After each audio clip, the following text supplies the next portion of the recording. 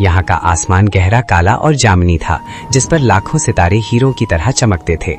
यहाँ की फिजा ठंडी और पुरसुकून थी। यहाँ का शहजादा आर्यन था। आर्यन एक खामोश तबीयत का नौजवान था जो हमेशा काले लिबास में रहता था। उसकी आंखें चांदी की तरह चमकती थीं और वो साये के साथ बातें कर सकता था। आर्यन के पास एक जादुई तलवार थी जो सिर्फ अंधेरे में काम करती थी। साया नगर के लोग बहुत मेहनती थे और वो रात के सुकून में अपना काम करते थे। उनके दिलों में भी नूरपुर के लिए नफरत थी। उन्हें लगता था कि रोशनी उनकी आंखों को तकलीफ देती है और नूरपुर के लोग बहुत मगरूर हैं। आर्यन को बचपन से बताया गया था कि रोशनी की शहजादी एक जादूगरनी है जो उनकी दुनिया छीनना चाहती है। एक दिन जब आयरा अपने बाग में फूलों को पानी दे रही थी, अचानक आसमान का रंग पीला पड़ने लगा। दूर से एक काली आंधी उठती हुई दिखाई दी।